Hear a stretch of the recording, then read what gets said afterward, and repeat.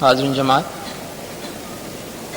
سب سے پہلے ہمارے آقا نامدار امام زمان مالک دو جہان نور خدا بن برحق نور مولانا شاہ کریم آل حسینی حاضر امام کے مبارک نام پر صلوات پڑھیے۔ اللہم صلی علی محمد و آل محمد۔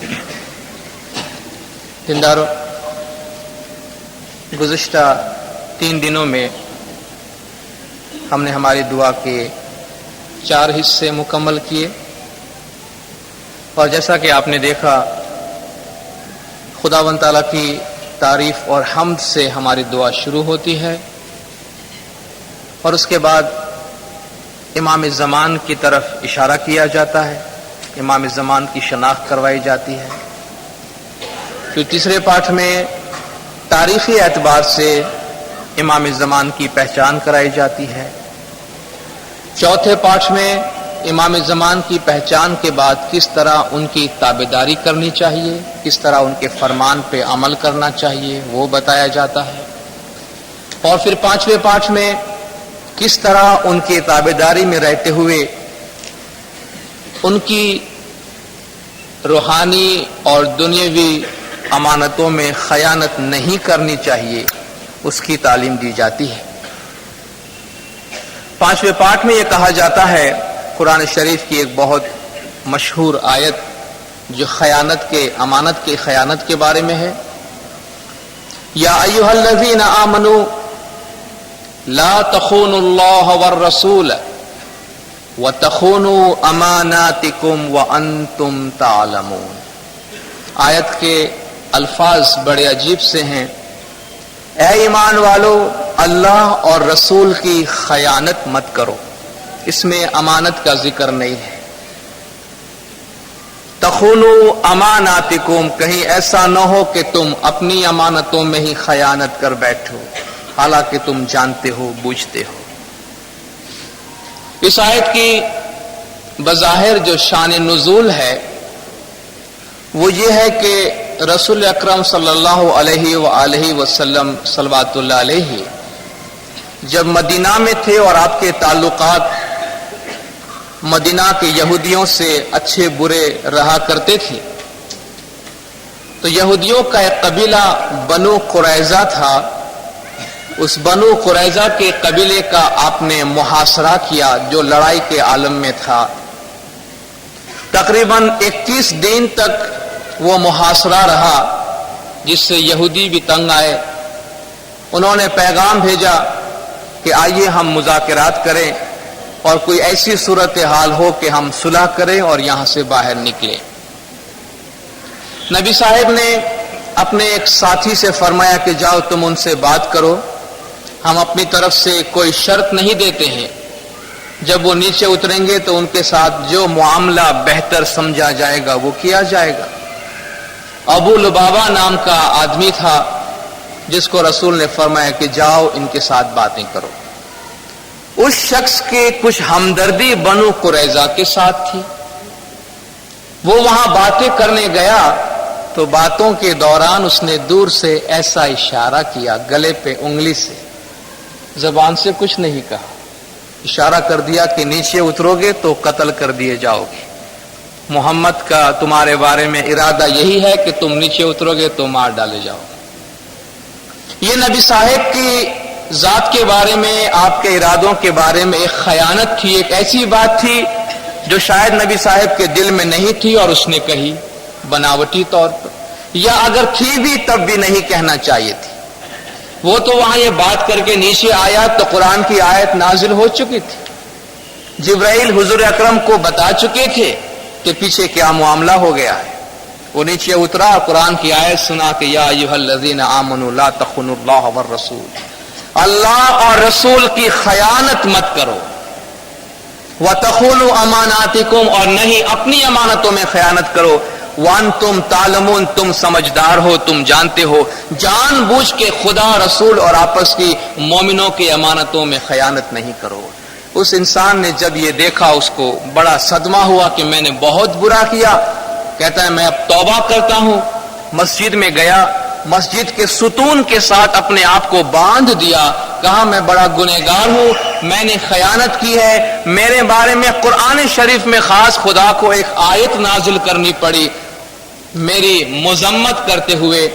کہا جب تک خدا مجھے معاف نہ کرے تب تک میں مسجد کے ستون سے اپنے آپ کو آزاد نہیں کروں گا.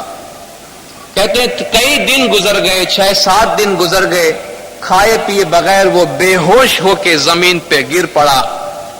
تب خداوند تعالیٰ نے اس کے معافی کا ذکر حضور اکرم سے کیا. حضور نے کسی کو بھیجا کہ جا اس سے کہو کہ اس کے گناہ معاف کر دیے گئے ہیں. پھر بھی کہتا ہے کہ میں اپنے آپ کو آزاد نہیں کروں گا. اگر حضور نے مجھے معاف کر دیا ہے تو خود آ کے مجھے اس بند سے آزاد کرے اور مجھے بتائے کہ میری توبہ قبول ہوئی ہے. تو نبی صاحب آئے اور نبی صاحب نے خود نے اسے آزاد کیا اور اسے معافی کی بشارت دی. یہ ایک ظاہری بات تھی. لیکن خدا جب کسی شان نزول کو پیچھے رکھتے ہوئے قرآن کا کوئی بھی پیغام دیتا ہے تو اس کا یہ مطلب نہیں ہے کہ وہ پیغام صرف انہی حالات تک محدود ہو جائیں. جس طرح قرآن کا پیغام ابدی ہے اس طرح اس میں جو میسج ہے وہ بنی نوع انسان کے قیامت تک زمین پر آنے تک, جب تک بنی نوع انسان زندہ ہے خدا کا یہ پیغام ہمیشہ ان کے لیے زندہ اور امر رہتا ہے. اسماعیلی دعات اس کی وضاحت کرتے ہیں کہ خدا کی امانت میں خیانت نہیں کرنا کیا ہے, رسول کی امانت میں خیانت نہیں کرنا کیا ہے. ایک طرف خدا فرماتا ہے اللہ اور رسول کی خیانت نہیں کرو, دوسری طرف ایمانداروں کو حکم دیتا ہے کہ ان اللہ یأمرکم ان تؤدوا الامانات الی اہلھا. یا ایمان والو اللہ کا تمہیں فرمان ہے کہ امانت ان کے اہل کو, ان کے حقداروں کو دیا کرو, ان امانتوں میں ہاتھ مت لگاؤ. اسماعیلی دائی ہمیں بتاتے ہیں کہ خدا کی امانت زمین پر خدا کا کلام ہے, قرآن شریف ہے, اور رسول کی امانت زمین پر آل محمد ہے. رسول کی آل ہے, امام زمان ہے. اور مومنوں سے کہا گیا ان میں خیانت نہیں کرو. خیانت کرنا کس کو کہتے ہیں؟ کسی کی چیز ہمارے پاس ٹرسٹ کے طور پہ ہوتی ہے, امانت کے طور پہ ہوتی ہے, اپنے دل میں یہ خیال رکھنا کہ یہ چیز ہماری نہیں کسی اور کی ہے, تو امانت اپنی جگہ پر ہے. ذرا بھی یہ خیال آیا کہ کاش یہ مال میرا بن جائے یا میں اسے اپنا کر لوں, میرے مال کا حصہ بنا لوں, تو وہ خیانت ہو جاتی ہے. اگر کسی نے یہ کہا کہ قرآن کا جو علم میرے پاس ہے وہ میرا ہے تو اس نے اللہ کی امانت میں خیانت کی. اگر کسی نے آل محمد کے علاوہ یہ دعویٰ کیا کہ میں بھی صاحب قرآن ہوں, میں بھی قرآن کو سمجھنے والا ہوں, تو وہ اللہ کی امانت میں خیانت کرتا ہے. اور جو شخص آل محمد کے علاوہ یہ دعویٰ کرے کہ میں بھی امام ہوں, مجھ میں بھی تھوڑی سی امامت آئی ہے, وہ رسول کی امانت میں خیانت کرتے ہیں. اور اسی امانت کے بارے میں رسول اکرم صلی اللہ علیہ وآلہ وسلم صلوات اللہ علیہ نے سر عام اعلان فرمایا کہ انی تارک فیکم الثقلین, میں چھوڑے جا رہا ہوں تمہارے بیچ میں دو بڑی بھاری چیزیں, کتاب اللہ و اطرتی اہل بیتی, اللہ کی کتاب اور میرے آل میرے اطرت اہل بیت, یہ دونوں ہمیشہ ساتھ میں رہیں گے حتیٰ کہ حوض کوثر میں میرے پاس پہنچے. بظاہر دیندارو قرآن شریف اور آل محمد دونوں میں سے کوئی بھاری نہیں ہے, جسمانی طور پہ کوئی بھاری نہیں ہے. قرآن شریف کی کوئی کتاب یہاں لا کے رکھ دیجئے, ایک چھوٹا سا بچہ بھی اس کتاب کو اپنے ہاتھ میں اٹھا سکتا ہے. اور دنیاوی طور پر امام زمان کا وزن دوسرے عام انسانوں کے مقابلے میں بہت زیادہ نہیں ہے, تھوڑا سا زیادہ ہو تو ہو سکتا ہے, لیکن امام ظاہری طور پہ بہت وزندار نہیں ہے. نبی صاحب فرماتے ہیں میں تمہارے درمیان دو بھاری چیزیں چھوڑ جاتا ہوں. قرآن کے نزول کے بارے میں فرمایا خدا قرآن مزمل سورہ مزمل میں کہ اِنَّا سَنُلْقِي عَلَيْكَ قَوْلًا ثَقِيلًا, اے محمد رات کو جاگ کے ذکر کر, میں تجھ پہ بہت بھاری بول نازل کرنے والا ہوں. قرآن کے بارے میں خدا فرماتا ہے کہ یہ ایسی کتاب ہے لا یمسہ الا المطہرین, پاک و پاکیزہ ہستی کے سوا کوئی اس کو ہاتھ نہیں لگا سکتا ہے. دنیاوی طور پر کوئی انسان اگر ناپاک بھی ہے تو قرآن کو وہ اگر چھو لے تو کوئی فرق نہیں پڑتا، لیکن خدا فرماتا ہے پاک و پاکیزہ آدمی کے علاوہ قرآن کو کوئی ہاتھ نہیں لگا سکتا۔ اس کا مطلب یہ ہے کہ قرآن کی روحوں تک صرف پاک اور پوتر ہستیاں ہی پہنچ سکتی ہیں۔ تو قرآن کے بارے میں اللہ تعالیٰ کا اعلان ہے قرآن شریف کے اندر کہ وَلَقَدْ ثُمَّ أَوْرَثْنَا الْكِتَابَ الَّذِينَ اصْطَفَيْنَا مِنْ عِبَادِنَا، ہم نے اپنے بندوں میں سے، اپنے عابدوں میں سے جن کو چن لیا ہے ان کے حوالے کتاب کر دی ہے، کتاب سب کو نہیں دی گئی ہے۔ فَلَقَدْ آتَيْنَا آلَ إِبْرَاهِيمَ الْكِتَابَ وَالْحِكْمَةَ وَآتَيْنَاهُمْ مُلْكًا عَظِيمًا، آل ابراہیم کو ہم نے کتاب دی ہے، حکمت دی ہے اور بڑی سلطنت دی ہے۔ کہ جو کتاب رسول کے گھر میں اتری، جو کتاب مولا مرتضی علی کے نور میں ہے، وہ یہ ظاہری کتاب نہیں بلکہ قرآن کا نور ہے، قرآن کی روح ہے، قرآن کی معانی ہے۔ اور قرآن کے بارے میں خود اللہ کہتا ہے قرآن شریف میں کہ یہ قرآن جو ہم نے نازل کیا ہے اس کا ظاہر ہے، اس کے بہت سارے باطن ہے، اس کے تاویل ہے۔ وَمَا يَعْلَمُ تَأْوِيلَهُ إِلَّا اللَّهُ وَالرَّاسِخُونَ فِي الْعِلْمِ، اس کی تاویل سوائے اللہ کے اور اس کے جو علم میں مضبوط ہیں اور کوئی نہیں جانتا۔ اور ائمہ علیہم السلام فرماتے ہیں کہ نحن راسخون فی العلم، ہم ہیں جو علم میں مضبوط ہیں۔ تو قرآن کا علم جو خدا نے دیا وہ حضور اکرم کو دیا، ان کو بتایا اپنے حالت کے مطابق لوگوں کو سمجھاؤ۔ رسول اکرم جاتے ہوئے قرآن کا علم مولا مرتضی علی علیہ السلام کو دے گئے کہ وہ اپنے زمانے کے مطابق اس کی وضاحت کرتے رہے، اور حضور فرما گئے کہ انا مدینۃ العلم وعلی بابها، میں علم کا شہر ہوں، علی اس کا دروازہ ہے۔ فمن اراد العلم فلیأت الباب، جس کو علم چاہیے وہ دروازے سے آئے۔ قرآن میں خدا کہتا ہے لیس البر بان تأتوا البیوت من ظہورها، اس میں کوئی نیکی نہیں کہ تم گھر میں پیچھے سے آیا کرو۔ گھر میں پیچھے سے کون جاتا ہے؟ لیس البر بان تأتوا البیوت من ظہورها، اس میں کوئی نیکی نہیں کہ تم گھر میں پیچھے سے آیا کرو۔ وَلَكِنَّ الْبِرَّ مَنِ اتَّقَىٰ، بلکہ بھلائی اس میں ہے کہ جو تقوی اختیار کرے۔ وَأْتُوا الْبُيُوتَ مِنْ أَبْوَابِهَا، گھروں میں تو دروازے سے ہی آیا کرو۔ بھائی کھڑکی سے کون آتا ہے؟ کوئی نہیں آتا۔ ظاہری طور پہ کوئی واقعہ ہوا بھی ہو تب بھی خدا باطنی طور پہ کہتا ہے محمد نے جب یہ کہا کہ میں علم کا گھر ہوں تو علی اس کا دروازہ ہے، اور گھروں میں دروازے سے آیا کرو۔ تو جنہیں علم چاہیے حضور نے فرمایا علی کے ذریعہ آیا کرو۔ نہ تو کوئی قرآن شریف کے علم کو اپنی ذاتی ملکیت خیال کرے، لا تخون اللہ والرسول، اور نہ کوئی آل محمد ہونے کا دعویٰ کرے، نہ کوئی خامخواہ جھوٹا امامت کا دعویٰ کرے۔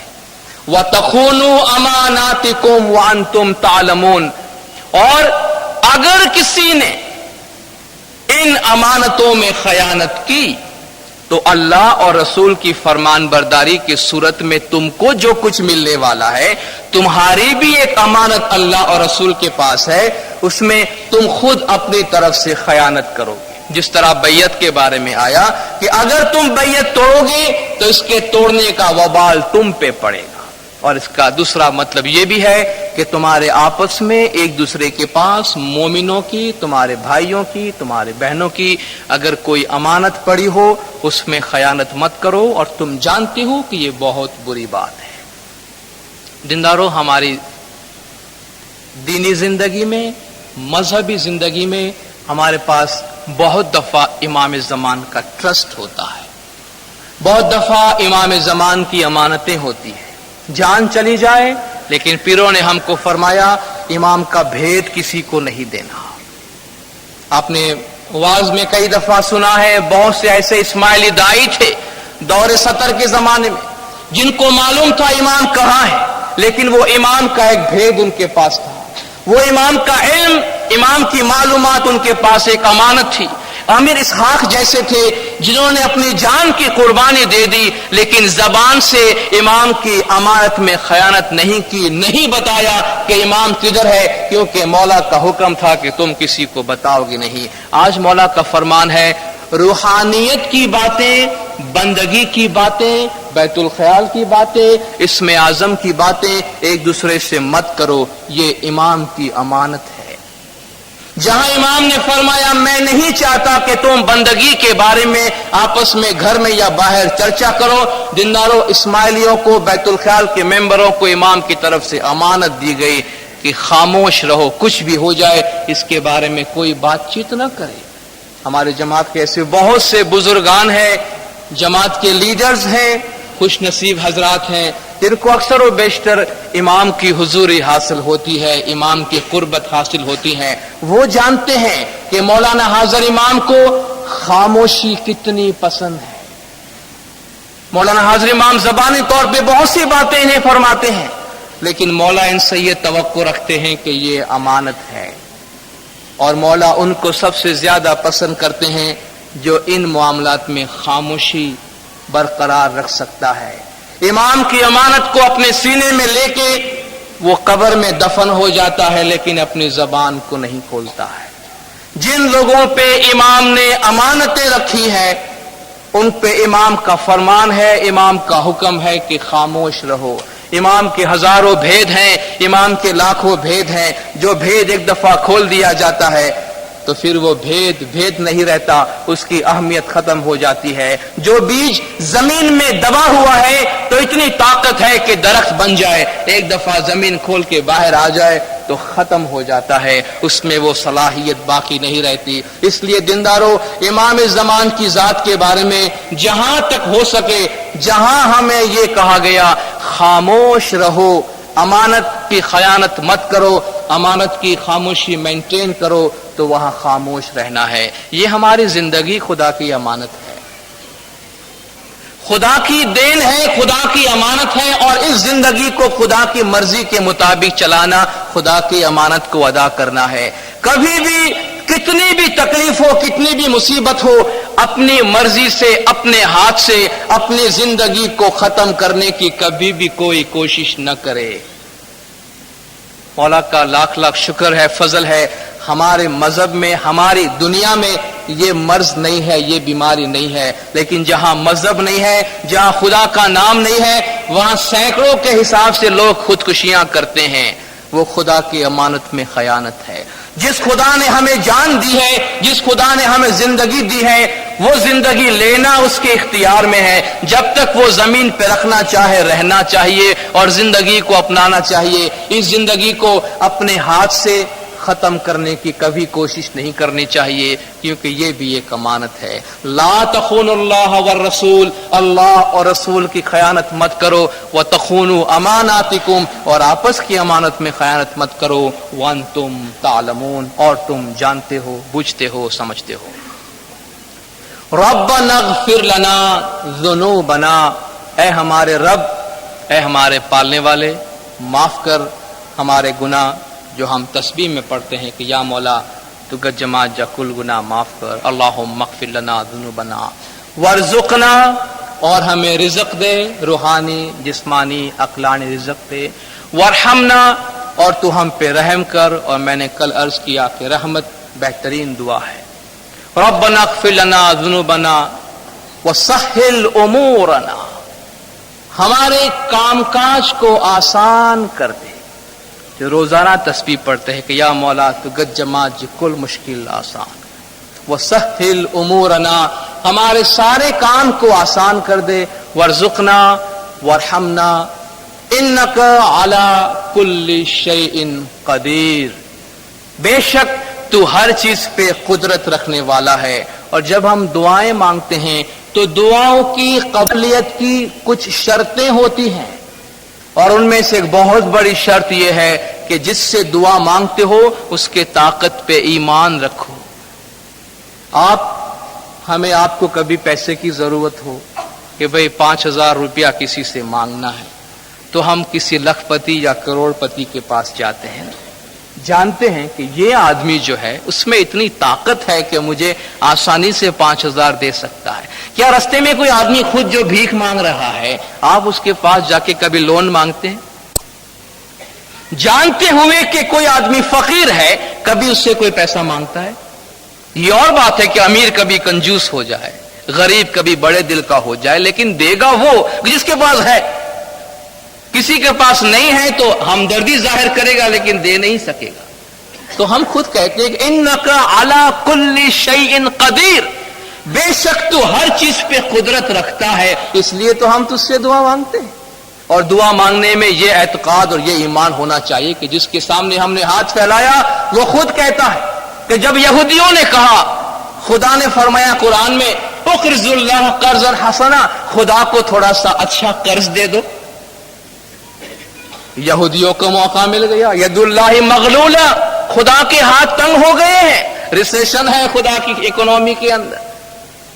ید اللہ مغلولہ، خدا کے ہاتھ بند ہو گئے ہیں، خدا لون مانگ رہا ہے، قرض مانگ رہا ہے. خدا نے جواب دیا کہ تمہارے ہاتھ جو ہیں وہ تنگ ہو گئے ہیں. غلت ایدیہم، ان کے ہاتھ جو ہیں وہ تنگ ہو گئے. اللہ غنی وانتم الفقراء، خدا بڑا غنی ہے، تم بھیکاری ہو. خدا تم سے قرض اس لیے مانگتا ہے فیضاعفہ لہ اضعافا کثیر، تاکہ خدا بڑا چڑھا کے تم کو واپس کرے. سامی مارو اے وہ چھے جے کینو نہ رکھے بھار، وہ کسی سے مانگتا ہے تو قرض لینے کے لیے بھار رکھنے کے واسطے نہیں. سامی مارو اے وہ چھے جے کینو نہ رکھے بھار، ایک وار سامی نے آ لیے تو سامی آلے 100 وار. وہ ایک بھی لیتا ہے تو 100 دینے کے لیے 1,00,000 دینے کے لیے لیتا ہے. واللہ یرزق من یشاء بغیر حساب، خدا حساب کتاب کے بغیر دیتا ہے. جب دیتا ہے تو خود بھی حساب نہیں رکھتا، اتنی رحمت سے دیتا ہے. انک علی کل شیء قدیر، اے خدا تو ہر چیز پہ قدرت رکھنے والا ہے. پھر چھوٹی سی تسبیح پڑھ لیتے ہیں، یا علی یا محمد یا محمد یا علی. دو بڑے برکت والی بزرگ ہستیوں کے نام لیتے ہیں جو خدا کے نزدیک بڑے برگزیدہ ہے. گنانوں میں پیر نے ہمیں فرمایا کہ بھرم سب چھوڑی بھائی علی علی کرنا ہے بھی علی نے ہوئے سے بھی علی، ایسا وچن تمہیں دل میں دھرنا. بھرم سب چھوڑی بھائی علی علی کرنا. بہترین تسبیح اگر کوئی ہے تو یا علی اور یا محمد. جی محمد محمد کیجئے، انے محمد اللہ رسول جاپ اینو جوپیے ایسے صدائے قبول. محمد اللہ کا رسول ہے، اس کا نام لو، اس کی تسبیح پڑھو، اس کا جاپ جپو. اس کا جو جاپ ہے، اس کا جو نام ہے وہ ہمیشہ قبول ہوتا ہے. پھر ہاتھ اٹھا کے دعا مانگ لیتے ہیں. یا امام الزمان، اے ہمارے زمانے کے امام، انت قوتی، میری قوت بازو تو ہے، ورنہ میں ایک مٹی کا پتلا ہوں، کچھ بھی نہیں. الحمدللہ اس لیے کہ انت قوتی وانت سندی، تو ہی میرا سہارا ہے.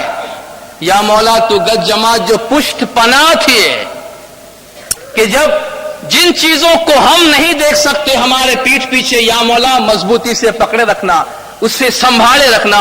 یا مولا انت سندی، تو ہی ہمارا سہارا ہے، تیرے بغیر ہم ایک پل نہیں ٹک سکتے. ہم تو کیا، جب یہ کائنات تیرے سہارے سے ہے تو کائنات کے ساتھ ساتھ تو ہمارا بھی سہارا ہے. وَعَلَيْكَ اتِّكَالِي، اور تجھ پر ہمارا اتکال ہے، تجھ پر ہمارا توکل ہے، تجھ پر ہمارا بھروسہ ہے.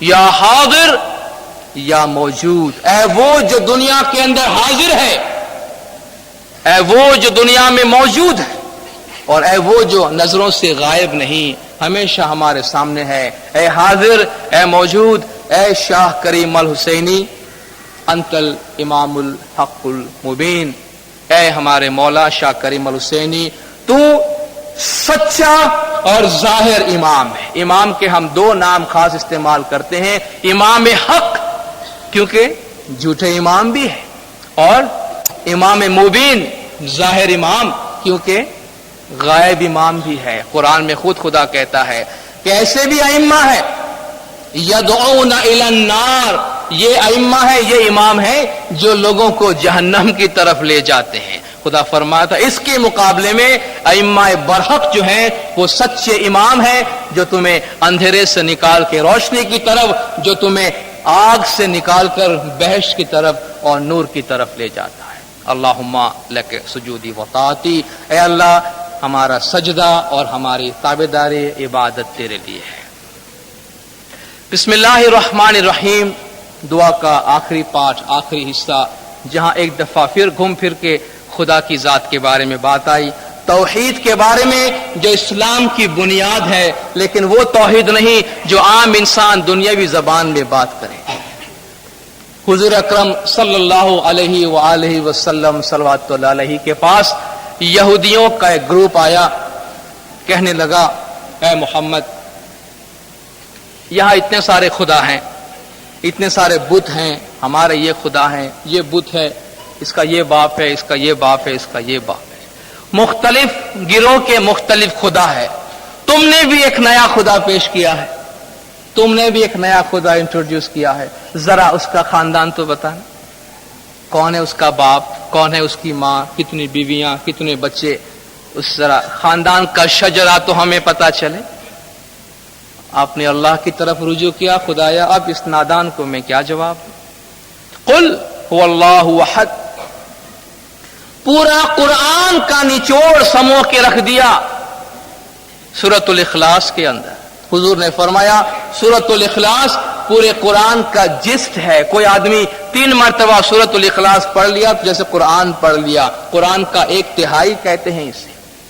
قل هو اللہ احد، کہہ دے کہ وہ اللہ ایک ہے، اس کو کسی اور کی ضرورت نہیں۔ ہمارے اسماعیل دائیوں نے بتایا کہ اللہ وہ ہے جو انسان کے وہم و گمان اور خیال سے بھی اوپر ہے، وہ صرف ایک ہے، اس کا کوئی جوڑا نہیں، کوئی جفت نہیں۔ اللہ الصمد، اللہ بے نیاز ہے، بے نیاز ہے، بے پرواہ ہے۔ صمد ایک ایسے سردار کو کہتے ہیں کہ جس پہ پوری دنیا ڈیپینڈ کرے اور وہ کسی پہ ڈیپینڈ نہ کرے، جس پہ پوری کائنات کا دار و مدار ہو، جس کی طرف ہر آدمی رجوع کرے لیکن وہ کسی کی طرف رجوع نہ کرے، اسے کہتے ہیں صمد۔ جس کے سب محتاج ہو وہ کسی کا محتاج نہ ہو، جس کی سب عبادت کرتے ہو وہ کسی کی عبادت نہ کرتا ہو۔ آج اگر پوری دنیا خدا کی عبادت کرنا چھوڑ دے تو کیا خدا کی خدائی میں کوئی فرق آئے گا؟ ہمارے بندگی کرنے سے کیا خدا بڑا ہو جاتا ہے یا بڑھتا ہے، یا ہمارے بندگی نہیں کرنے سے وہ چھوٹا ہو جاتا ہے؟ کچھ بھی نہیں، وہ صمد ہے، اس کو ہماری عبادت کرنے نہیں کرنے سے کوئی فرق نہیں پڑتا، وہ اپنی جگہ پہ ایسا ہی ہے۔ ہم سے کہا گیا کہ تم عبادت کرو کیونکہ اس سے تمہارا فائدہ ہے۔ ماں باپ، بھائی بہن، بیوی بچے کی بات کرتے ہو تو لم یلد ولم یولد، نہ اس نے کسی کو جنم دیا نہ اس نے کسی سے جنم لیا، کیونکہ جنم دینا اور جنم لینا ایک جسمانی صفت ہے۔ باپ اور اولاد کا رشتہ جسمانی رشتہ ہے، اور باپ کو اولاد کی ضرورت اس لیے ہوتی ہے کہ باپ فانی ہوتا ہے تو اپنا نام اولاد میں زندہ رکھنا چاہتا ہے۔ اولاد کو باپ کی ضرورت اس لیے ہوتی ہے کہ جب اولاد چھوٹی سی ہوتی ہے، کمزور ناتواں ہوتا ہے تو سہارے کی ضرورت پڑتی ہے۔ اللہ کو کسی کے سہارے کی ضرورت تو ہے نہیں، پھر اس کو باپ کی ضرورت کیا ہو؟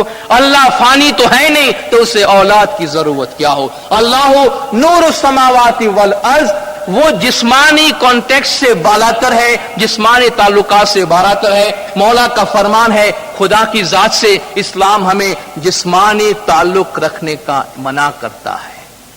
مغربی دنیا میں جب سفر کرتے ہیں، وہاں کی جماعتوں میں اور وہاں کی دنیا میں دیکھتے ہیں تو ہماری جماعت کو جس طرح یہاں عام جنرل مسلمانوں کے ساتھ، ہمارے عام مسلمان بھائیوں کے ساتھ رابطہ رکھنا پڑتا ہے تو وہاں عیسائیوں کے ساتھ رابطہ رکھنا پڑتا ہے۔ اور عیسائیوں میں حضرت عیسیٰ علیہ السلام کو خدا کا بیٹا مانا جاتا ہے۔ ان کے اندر تثلیث یعنی ٹرینٹی کی ٹیچنگ ہے کہ خدا، روح القدس اور سن آف گاڈ یعنی خدا کا بیٹا، حضرت عیسیٰ، بی بی مریم اور اللہ، یہ 3 ہستیاں۔ اور عیسیٰ علیہ السلام کے لیے تو یہی کہ وہ خدا کا بیٹا ہے۔ قرآن میں جہاں جہاں خدا کے بیوی بچے بیٹے ہونے کی بات کی، خدا ایک بہت ہی خوبصورت لفظ سے ان سب کی تردید کر دیتا ہے جو ہم اپنی تسبیح میں پڑھتے ہیں. تسبیح بی بی فاطمہ میں سبحان اللہ. سبحان اللہ کا مطلب تم خدا کے بارے میں جو کچھ بھی کہتے ہو خدا اس سے پاک ہے. سبحان ربک رب العزت عما یصفون. تم خدا کے بارے میں جو کچھ بھی کہتے ہو، جو بھی خدا کے بارے میں جو کچھ کہتا ہے، خدا بہت اونچا ہے اس سے. مولانا حضرت امام شاہ کریم الحسینی صلوات اللہ علیہ، حضرت امام نے بامبے میں مذہبی اسکول کے بچے اساتذہ کے بیچ میں ایک سوال کیا کہ بتاؤ اسلام کا نظریہ حضرت عیسیٰ کے بارے میں کیا ہے؟ تو کسی نے اٹھ کے جواب دیا کہ وہ اللہ کے رسول ہیں، اللہ کے پیغمبر ہیں. امام نے فرمایا بہت اچھا تم نے کہا، کیونکہ حضرت عیسیٰ خدا کا بیٹا ہو ہی نہیں سکتا ہے. کیوں؟